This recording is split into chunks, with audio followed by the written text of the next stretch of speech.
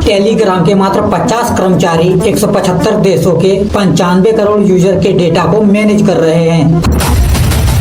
France की authority का आरोप है कि टेलीग्राम पर मनी लॉन्ड्रिंग, ड्रग तस्करी, चाइल्ड सेक्सुअल एब्यूज और जितने भी अनलीगल एक्टिविटी है वो सारा टेलीग्राम पे हो रहा है। पावेल डुरो को छुड़ाने के लिए रूस और सऊदी अरब की सरकार इनके सपोर्ट में खड़ा है। साथ में एलोन मस्क भी पावेल डुरो के सपोर्ट में है। तो भाई आज बात करने वाले हैं टेलीग्राम से जुड़े विवाद की और जानेंगे कि क्या भारत में भी टेलीग्राम बंद होने वाला है। समझते हैं इस वीडियो में। टेलीग्राम के CEO Pavel Durov, Telegram could be banned in India. Media platform Telegram CEO Pavel Durov, Telegram ban होने वाला है इंडिया में। इसी तरह के तथ्य सही पाए जाते हैं तो भारतीय टेलीग्राम को बैन किया जा सकता है। तो देखिए अभी हाल ही में टेलीग्राम के सीईओ अपने प्राइवेट जेट से फ्रांस गए थे और वहीं पे 24 अगस्त को पेरिस के ले बार्गेत एयरपोर्ट पर फ्रांस की पुलिस ने गिरफ्तार कर लिया। और पावेल डुरो की गिरफ्तारी में इनके गर्लफ्रेंड का हाथ बताया जा रहा है। और सोशल मीडिया में लोगों का कहना है कि पावेल डुरो को हनी ट्रैप का शिकार बनाया गया है। दरअसल 4 मंथ पहले ही जूली वोविलोवा पावेल डुरो के संपर्क में आई थी और दोनों काजाकिस्तान, किर्गिस्तान और अजरबैजान घूमने के बाद 24 या 25 अगस्त की रात को दोनों फ्रांस की राजधानी पेरिस गए थे। और वहां की कुछ तस्वीरें पावेल डुरो की गर्लफ्रेंड ने इंस्टाग्राम पे शेयर किया था, जिसकी वजह से पावेल डुरो का एग्जैक्ट लोकेशन पता चला और पावेल डुरो को एयरपोर्ट से ही वहां की पुलिस ने गिरफ्तार कर लिया। बताया जाता है कि गिरफ्तारी के समय जूली वोविलोवा पावेल डुरो के साथ में ही थी, लेकिन अब उसके बारे में कोई भी जानकारी नहीं है। हालांकि उसके सोशल मीडिया अकाउंट से पता चला है कि जूली वोविलोवा इंग्लिश, रूसी, स्पेनिश और अरबी लैंग्वेज जानती थी और साथ में गेमिंग और क्रिप्टो करेंसी में उनका खास इंटरेस्ट था और क्रिप्टो करेंसी पर ज्ञान बांटती थी। और गिरफ्तारी के बाद सोशल मीडिया में जूली वोविलोवा को मोसाद का एजेंट बताया जा रहा है और लोग कह रहे हैं कि पूरा प्लान तरीके से पावेल डुरो को फ्रांस ले जाके गिरफ्तार करवाया और गिरफ्तारी के बाद वो निकल ली। देखिए पावेल डुरो पर फ्रांस में 12 केसेस दर्ज है और टेलीग्राम पर बाल यौन शोषण, ड्रग तस्करी, नशीले दवाओं की तस्करी, चोरी का डेटा और पायरेटेड मूवी से लेकर मेलवेयर बेचने तक का आरोप है। उसके बाद pornography content, financial fraud, identity fraud, hacking, आतंक को बढ़ावा देने का आरोप है और हर तरह का अनलीगल एक्टिविटी टेलीग्राम के थ्रू हो रहा है। उसके बाद इस प्लेटफॉर्म पर हाल ही में रिलीज मूवी का लिंक मिल जाता है, पायरेसी मूवी मिल जाता है। देखिए टेलीग्राम पे लोग सीक्रेट चैट फीचर का भी इस्तेमाल करते हैं, क्योंकि इससे 2 लोगों के बीच की बातचीत इनक्रिप्टेड रहती है और कंपनी इसकी जानकारी नहीं रखता है और इसके कारण कोई भी एजेंसी इस बातचीत को ट्रैक नहीं कर सकती है और इसी वजह से क्रिमिनल इस प्लेटफॉर्म को ज्यादा पसंद भी करते हैं। टेलीग्राम को अभी डार्क वेब लाइट की तरह ट्रीट किया जा रहा है। जैसे डार्क वेब में हर तरह का क्राइम हो रहा है, सेम टेलीग्राम को भी फ्रांस की सरकार मिनी डार्क वेब की तरह देख रही है और जितने भी अनलीगल एक्टिविटी हो रहा है इन सारे गतिविधियों को रोकने में टेलीग्राम के सीईओ विफल है और इसी के कारण फ्रांस में पावेल डुरो के खिलाफ 12 केसेस दर्ज है और वहाँ की सरकार ने पावेल डुरो के खिलाफ वारंट भी जारी किया है।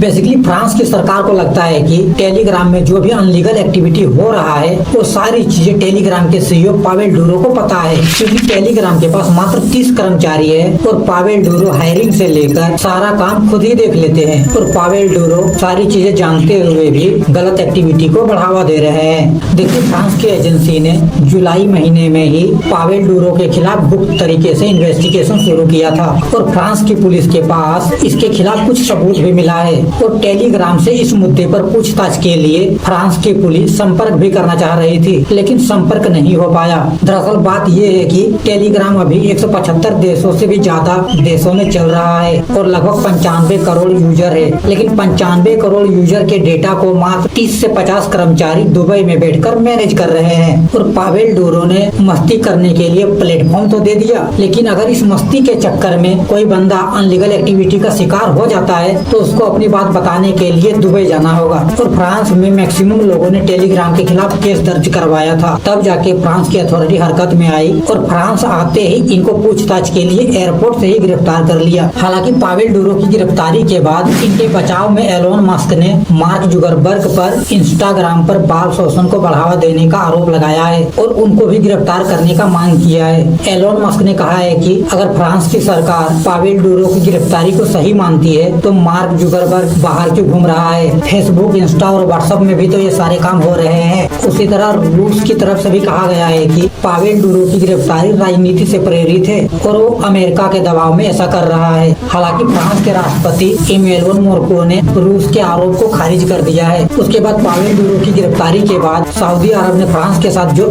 80 राफेल खरीदने का डील किया था उसे भी सऊदी अरब कैंसिल करने की बात कर रहा है। दरअसल पावेल डुरों के पास सऊदी अरब और फ्रांस के साथ साथ रूस, सेंट किट्स और नेविसा की भी नागरिकता है। इसलिए दुबई की सरकार पावेल डुरों को छुड़ाने के लिए हर तरह से प्रयास कर रहा है। देखिए 2017 में पावेल डुरों ने दुबई में अपना हेडक्वार्टर बनाया था और अभी दुबई से ही पूरा टेलीग्राम का काम ऑपरेट हो रहा है। फिलहाल पावेल डुरों से 4 दिन तक पूछताछ के बाद इन्हें छोड़ दिया गया है और इनसे 5 मिलियन जमानत राशि देने के साथ साथ सप्ताह में 2 बार पुलिस स्टेशन में रिपोर्ट करने का आदेश दिया है। और जब तक इन्वेस्टिगेशन पूरा नहीं हो जाता है तब तक पावेल डुरों को फ्रांस छोड़ने पर रोक लगा दिया है। और इन्वेस्टिगेशन में अगर पावेल डुरों दोषी पाया जाता है तो इन्हें 20 साल तक की सजा हो सकता है। अब बात आती है हमारे देश की, तो हमारे देश की सरकार अभी इन्वेस्टिगेशन कर रहा है, लेकिन हमारे देश की सरकार ने टेलीग्राम को बंद करने पर कुछ भी नहीं कहा है। लेकिन कुछ लोगों का कहना है कि भारत सरकार को सोशल मीडिया के सारे प्लेटफॉर्म बंद कर देने चाहिए,